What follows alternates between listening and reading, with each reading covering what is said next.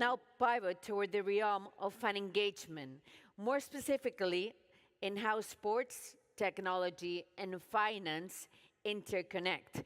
So in a few seconds, we'll have on stage Kabir Nagpal. He is the moderator. He's the program director and the head of World Football Summit Awards. And it's been so nice working with him these 2 days. And he will be the moderator of this next panel session, where we also have Lucas Bugter, Business Development Director for 33, Hassan El Kamah, Commercial Director, CAF, and Andy Yeandle, Country Manager, UK and Nordics, ScorePlay. Please give a round of applause, un fuerte aplauso por favor para los cuatro, para Lucas Bugter, Hassan El Kamah, Andy Yeandle y Kabir Nagpal. Hello, the four of you. Kabir, ¿qué tal? Bien, bien. Welcome. Enjoy. See you later. Thank you. Thank you. Thank you, Anna.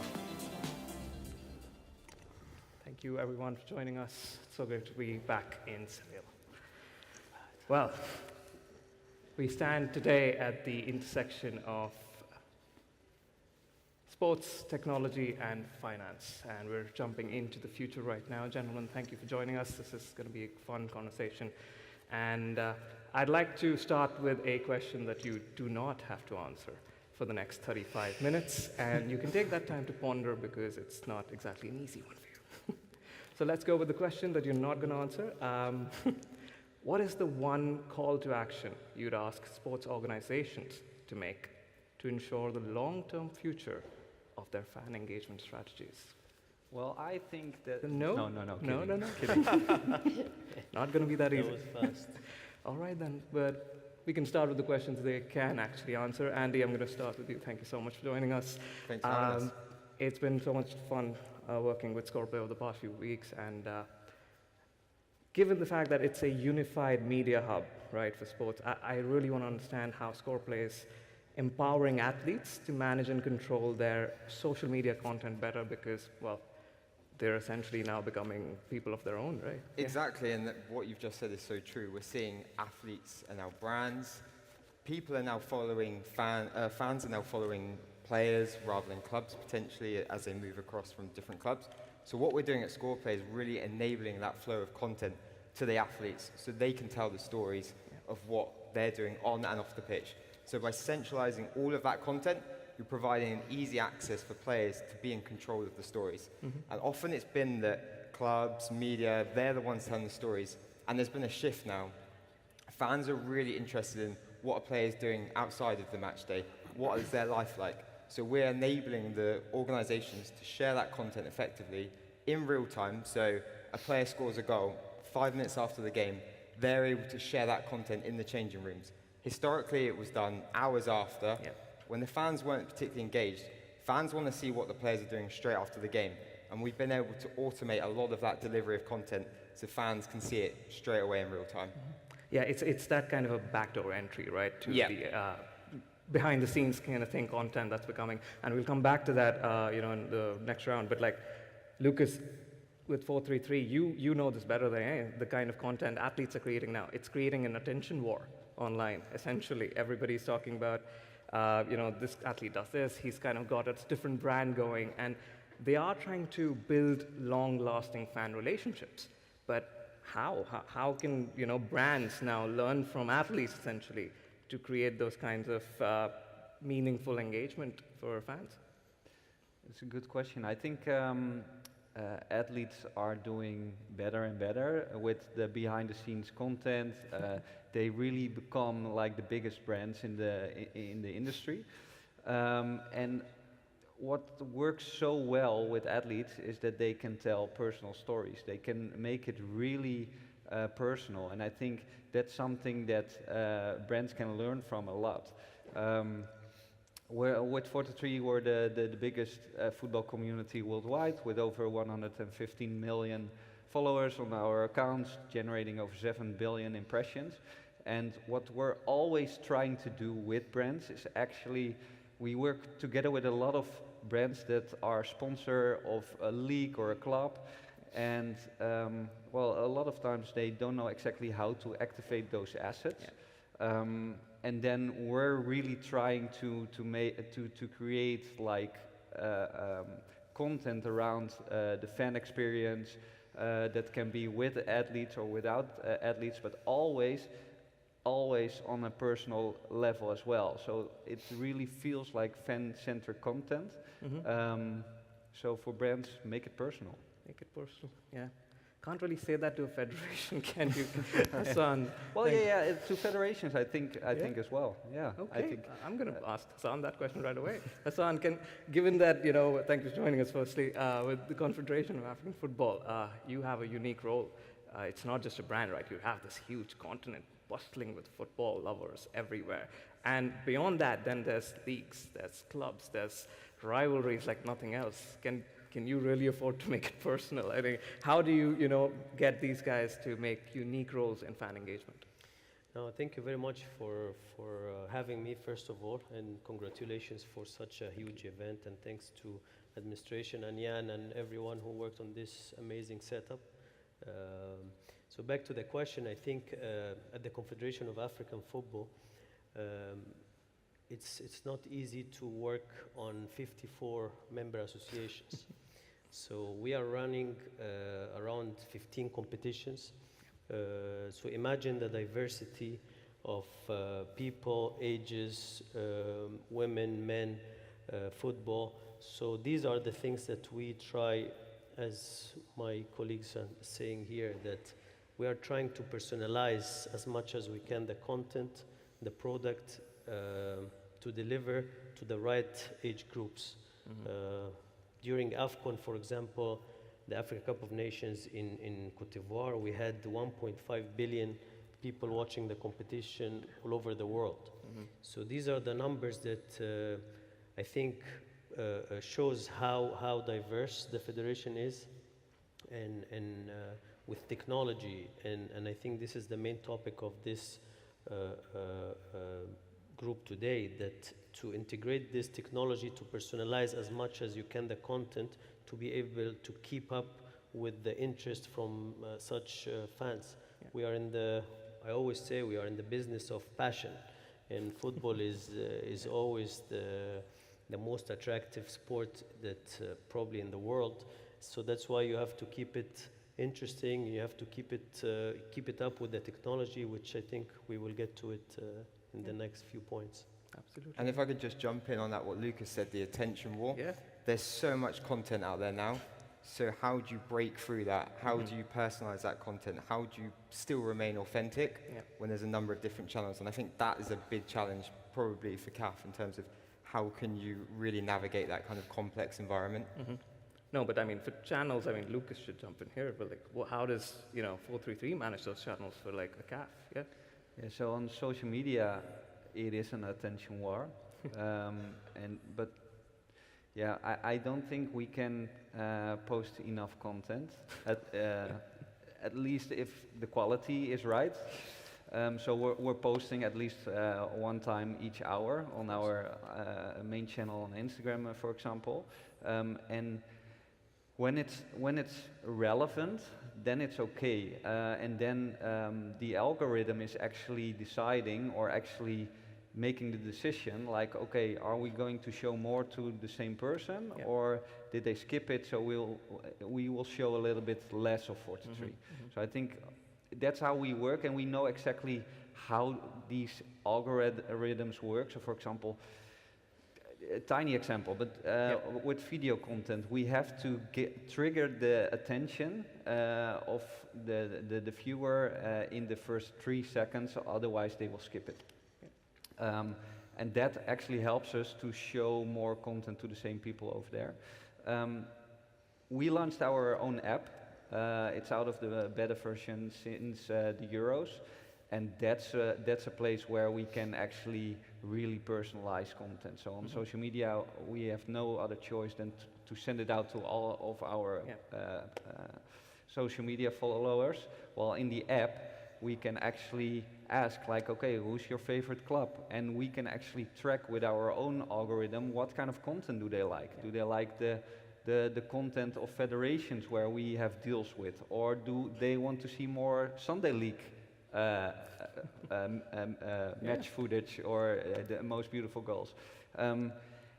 And you can ask for an input from them, and we can see by data and use our own algorithms to really personalize someone's experience. Yeah. No, but that sounds like, that's where the technology part comes in for Hassan, and I'm going to go back to you. Hassan, what would the technology aspect of, for CAF especially, to managing fan engagement across, again, like different regions, what Lucas mentioned, that they can do it regionally, asking, but for you as an entity that supports the entire continent, how does that work? Well, this is always the interesting question, and as we say, the million-dollar question that you try to solve. But I'm telling you that we are always seeking new technological aspects. We are trying to always improve, because we are in the data analytics business as well. Yes. And when my sponsors or the media rights holders, they're always asking about the right data that belongs to them. It's not anymore how many people watched, how many people engaged. It's even deeper and deeper than that. And you have to also personalize and customize the data to these kind of stakeholders. So the way you diversify the data to the fans, you also have to have specific data to our clients. And it's good that we have ScorePlay here, because I think, were the pioneers with them. We started a project and a nice technology called CAF Play. So CAF Play is now, I think we were the first ones to start such technology in the continent. And with CAF Play, it allows our sponsors, our media rights holders, to use AI technology to find their own archives, data, photos, videos, live during the competitions and after, etc. So, for example, I have Visa, one of my sponsors, and their account manager can go to CAF Play, they write Visa with Mohamed Salah, and then you get all the videos and the photos that related to this search. So these are the things that we are trying to improve. Now we are working on phase 2 as well. Now we will give access to our media rights holders to buy archives and to cut the archives they want to have, and to get the license right on. These are the services that we're trying to do, because we are not only serving the fans, but we also have to serve well our partners who invest in CAF and in football. So these are the things that we are always trying to involve. Also now we are seeking to go into the tokens and the monetization of NFTs, etc. So this is also a call to all our colleagues here. If you are in this business, we are interested to get more into it, because in Africa, you will be surprised the amount of young age, which I think we have under 35 years old, 60% of the continent. So these are young people that are watching football and African football. So these are the things that we are trying always to develop and to enhance in CAF. Yeah. If I can add on that, I think this is a great example of the content innovation, and I think the next chapter will actually be that now we are editing the content still, but I think there will be a time not far from here where you will have like your personal highlights. Yeah. So I will get another piece of highlights than you will, Kabir, because I'm really into the fan experience as well. So I want to see shots of the fans, while you're thinking, just give me the goals and I'm out. Yeah. And I really think that becomes the next chapter of this. Yeah, and if I, go ahead. on that, I feel like we're hearing more and more about the ultra personalization of content. You've got all this data on the fans, but how can you deliver everything to exactly what they need? So I think you're right, that is the next stage, and what you can do is, if you've got the right technology in place where you've got the content, then you can begin to act on these. But I think until you've properly got the infrastructure in place, it's very hard to act on these kind of big opportunities. And just adding to that as well, I forgot to say one of the most important aspects in the CAF Play, that we give access to the players. And these are the real heroes on the field. We give access to the players so they can just right after the match, they can grab their own photos, their own videos, so they can send it to their friends, family, put it on social media. These are the things that we are trying to involve, because there are many stakeholders, and the coaches and the players are really, really big heroes in this industry. I think without them, our commercial part will be very hard. They are your ambassadors, right? Exactly. Yeah. And the more they will post, the better for your sponsorships. Exactly. Fun. But the one part I got out of that is that, you know, we've had such a shift in media rights kind of proposition. There's an aspect of technology that you mentioned. And Lucas, to your point of having different highlights, all I'm hearing is Spotify cover, whatever that is that you do at the end. My ear in Spotify company. So you could maybe do that with 433? Are you already doing that with 433? You mean like the Spotify Wrapped, Yeah. right? Like no, but this brilliant idea. I'm He'll on steal it record. now. Yeah, no, I'm on no. record. This would be one of my dreams, to actually end of the year Yeah. show like 43 Wrapped. This is what you watch the most. This is what you watched. This is your favorite list of players, and people would love to share that as well, like music Yeah. Wrapped, Spotify Wrapped. Yeah. No, but I'm thinking that could cause so many problems with all the rivalries in the clubs. They're going to share, this is the goal that lost you the league. Remember it after a year. No, but that, you know, that incidentally leads us into the content forms we were talking about, that athletes are now making their own content, right? Yeah. And that also means that fans are making their own content, Yeah. which means viewership has changed. Not everybody's watching everything, but very different people are watching things you didn't expect them to see. Yeah. So how would you say that this aspect of technology, the Instagram Reels, the TikTok aspect, that you could start making the content which is equally as good as an athlete has changed viewership? What do you feel like that's going to do? Or Andy, you could I start as mean, well. football. Football is still there. There is an amazing opportunity for growth in terms of viewership with the Arabian market, the US market, while at the same time the younger generation is watching less 90 minutes than ever.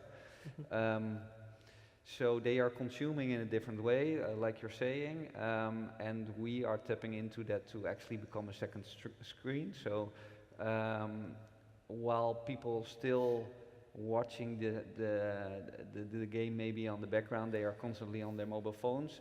And the moment Haaland scores a goal, for example, we immediately show an artwork with a storyline in this artwork, and people start engaging on this type of content because they saw the goal on the screen, or they are watching the goal somewhere else, because it becomes accessible in different ways. And I think there's a huge shift how people would like to see content, and I think now also with the US market, they are the king of sports entertainment, right?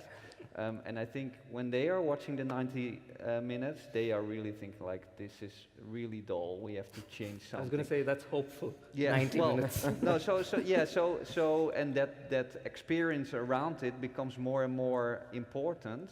And I think we are already doing that with creating our fan experience content around the matches. Yeah. Andy, I know you want to jump in on Yeah, this. and I was going to say, I mean, I think Sorry. I think it's changing, but it's still pretty fragmented between kind of digital content and broadcast content. So I think we're trying to bring that together because I think they can really complement each other. There is kind of, and I think that is a difficulty that some organizations still haven't quite understood how to do.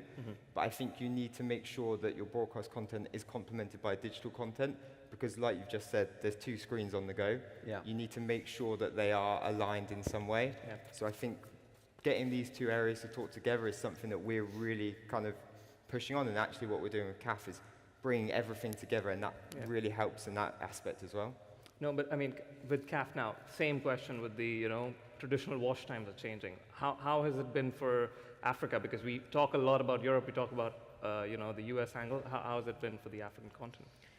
I think when you're talking about CAF, we are not anymore looking into the African continent only.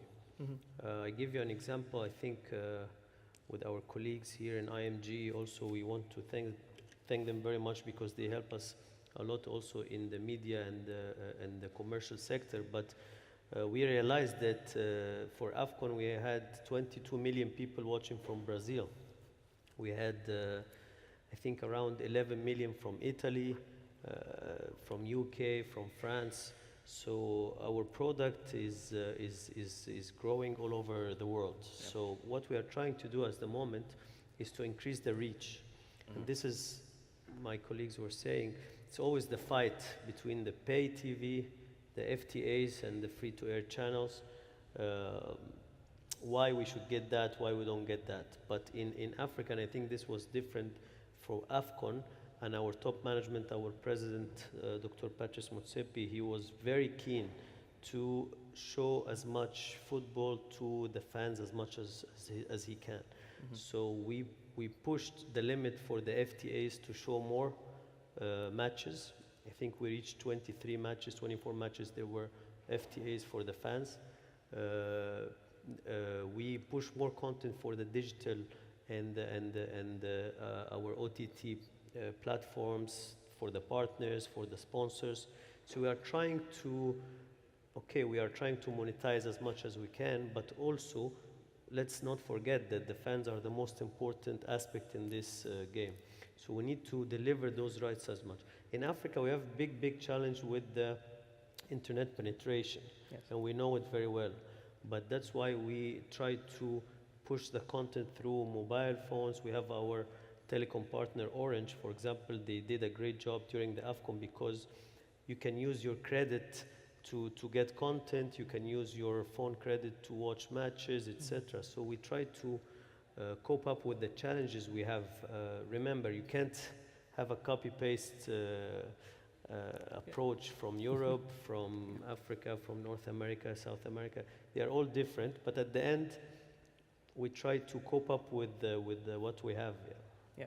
No, absolutely. I mean, it's like no two brands are alike, but also, no two continents are going to have the same thing, especially now with like everything going global. You're absolutely right. It's not just the African continent staying within its limits.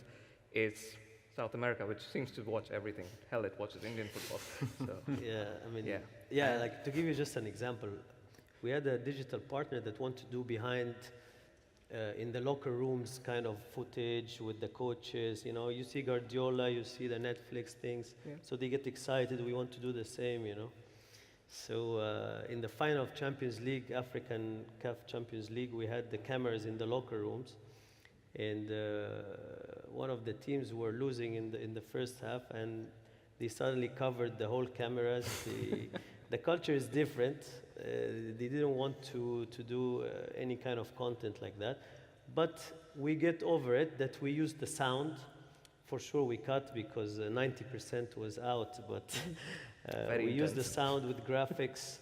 This is our digital team worked on it. We had a great piece that was watched by over 4 million people because you can still hear what the coach is saying. Yeah. You put the animation, you make it interesting. So these are the challenges that you try to over because the mentality is different between countries to another. Yeah, that's a bit intense personalization, I was going to ask Lucas, can I do that whenever somebody Arsenal scores an own goal? Can I shut that out of my 433 feed? I'm sorry. Can I shut out an own goal if my team scores so that I don't see it on 433? Okay, on the app, yes. Yeah. Of course. Yeah. No, we will make that happen for you. I'm giving you a lot of ideas, but I wanted to talk about something he mentioned with the media rights and the financial aspect of it. We have to discuss that, with the technology that's coming in, there is a way of moving around how you're getting the financial benefits from using technology like ScorePlay, like working with 433 and what CAF is doing. So, Andy, to your point, how are sports organizations going to, benefit from taking technology on? I think one of the biggest impacts is they can often turn things that can potentially be like a cost to a revenue generator. So one of the things that top of mind I think of is an organization's archive. Typically it's expensive to host that content. So what we're trying to do is by using technology to make sure it's in the right place, it's indexed, you can suddenly start to monetize that. And that can be through social channels, but it can also be through directly licensing out that content like we spoke about earlier. So I think by engaging with those kind of technologies, you're able to start kind of switching things around and creating things to be a revenue generator. And on that, you can start to act quicker on trends. So you can pivot your strategy quicker. If you've got technology that's the right technology for the organization, you can quickly be a bit more fluid in how you approach. Whereas if you're kind of stuck with legacy ways of working, it can be slower to change. And by then, you potentially miss the opportunity, I'd say. Lucas, do you feel the same way? Yeah, I think from our perspective, we use technology a lot by content productions with the help of automatizations and AI. So, for example, we are very well known for our creative artworks, our designs around football matches, tentpole events, and we're still doing a lot of that work manually, while there is some AI implementation in that. But we also show a lot of end results of like the most important matches. And a while ago, it actually took quite a time to actually show the end results, like who made the goals, etc. And now we actually are able to connect data together with Adobe, together with our photo bank. And when the game is finished, we immediately have something ready to post. So we can immediately post it without designing everything by ourselves, which makes it really time effective and therewith great cost efficiency, I think. And the same on the side with video content. We're implementing ways to find audio by the use of AI. Like I need this types of audio, and it will bring it to us instead of searching for hours for the perfect song. We're doing it in many ways in the implementation.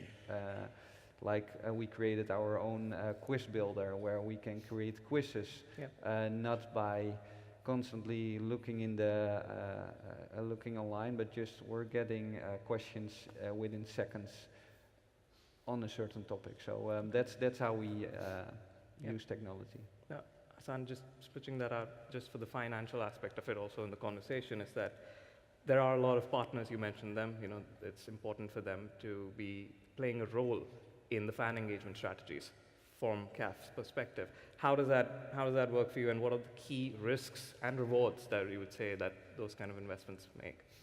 Oh, that's a great question, because in CAF we have now in our commercial sector a new strategy that we enforce our brands to activate.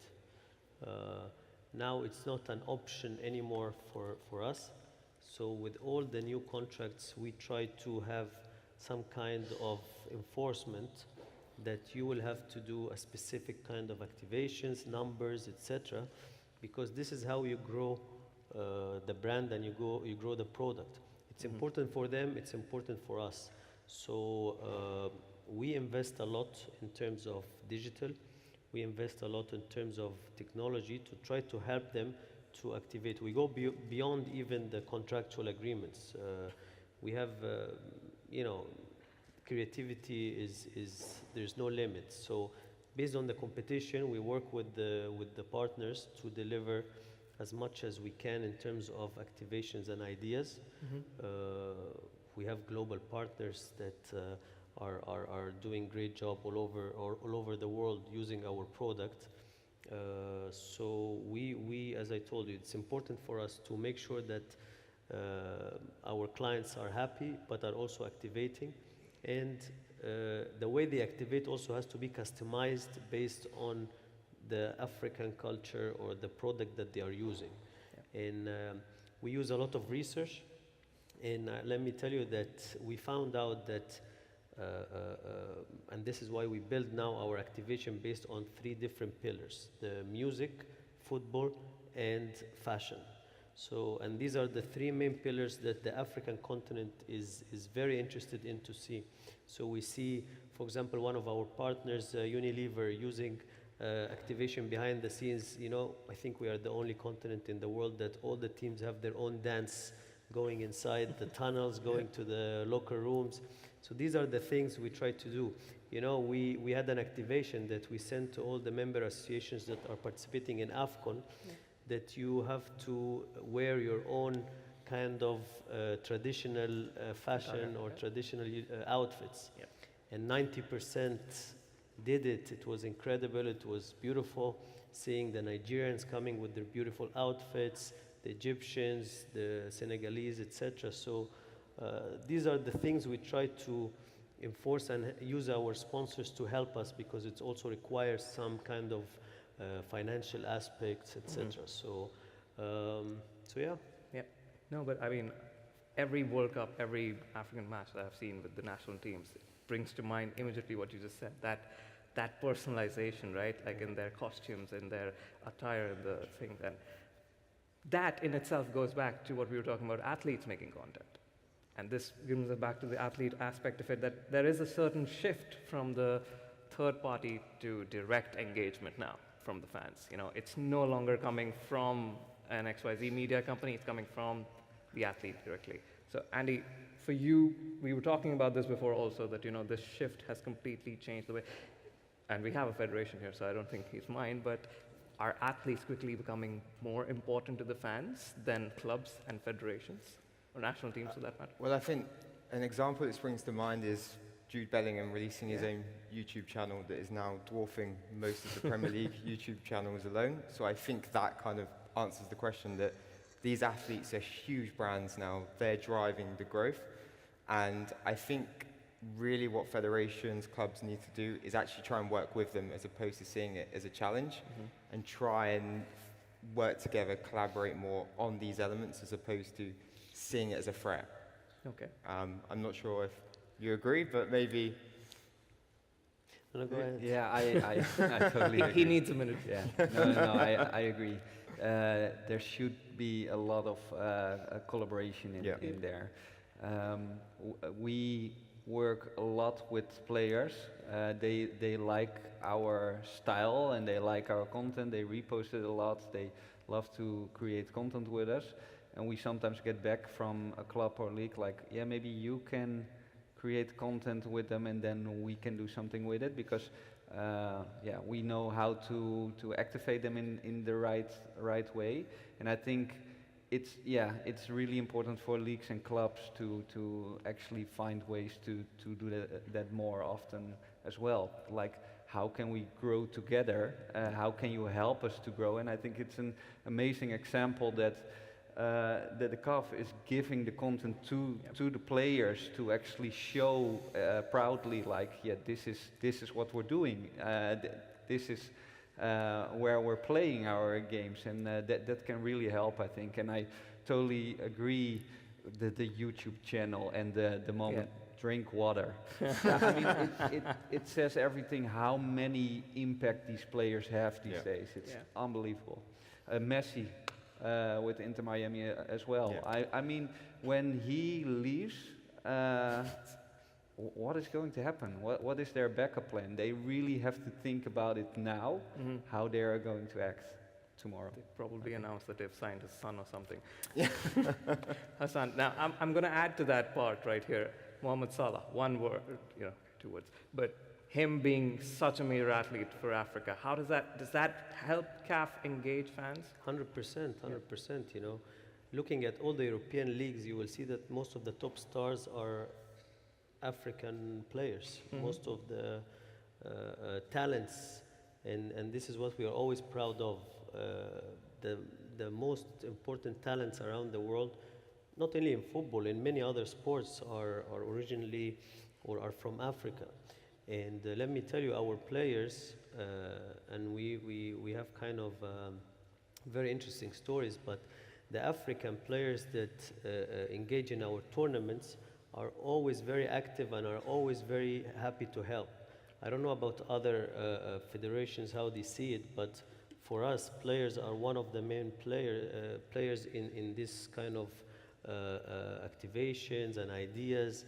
We have players even that do things that sometimes we have to remind them that it's gonna harm them because it's against their own sponsors or their own brands. Sometimes they forget and they want to do things because they love the tournament, they love the things. And this is the important part of education. Is important to educate them, Yes. and also to let them freestyle. And this is the best part we always do during the competitions.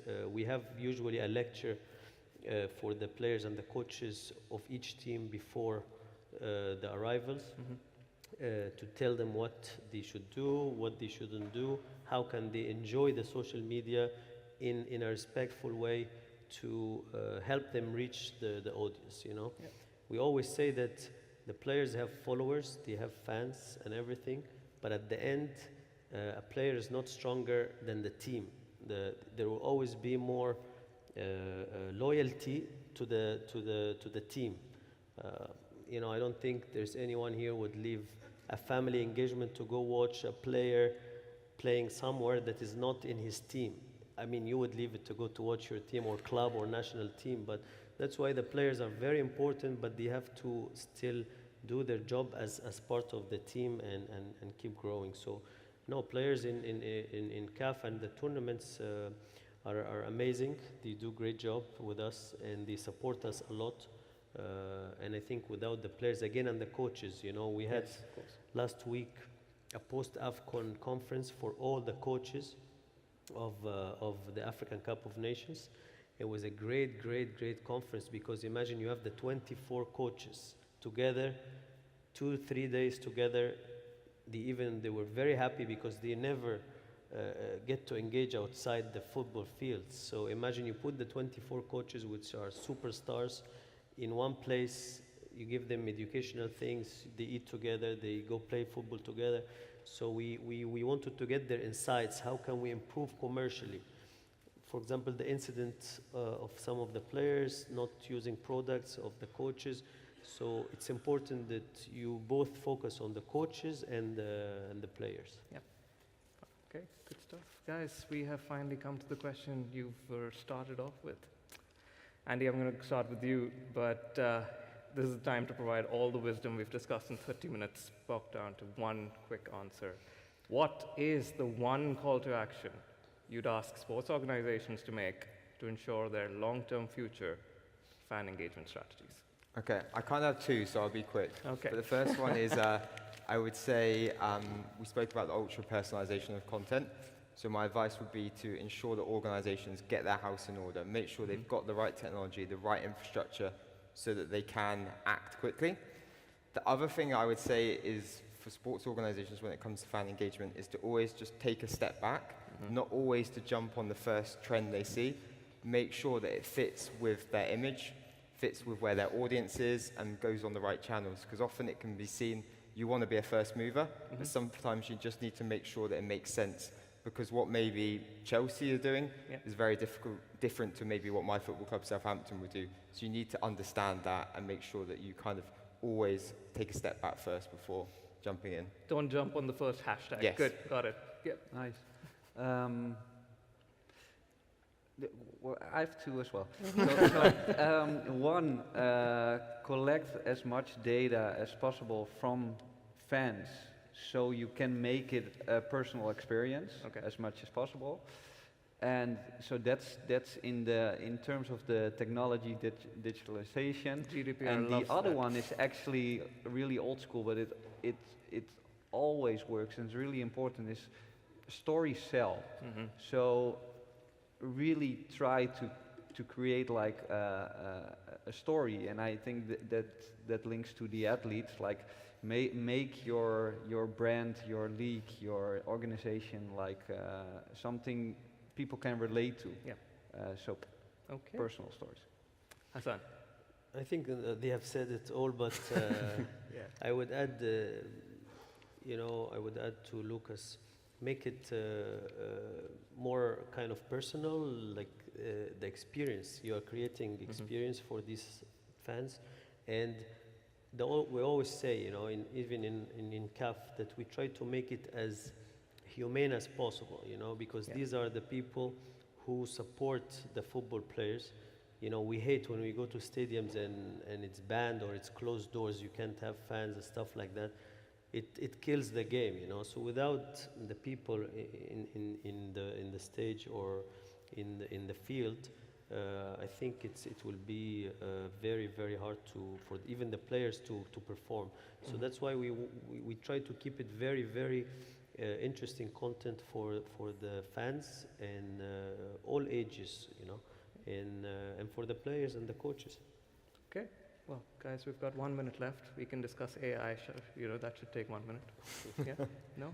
Okay, good. All right, guys, thank you so much for joining us. I think we've got plenty of wisdom to share, especially those last few additional call to actions that were 2, and 1.5. So thank you so much, Lucas, Andy, Hassan. Thank you everyone for joining us. Thank you. Yeah, Thank you. Thank you.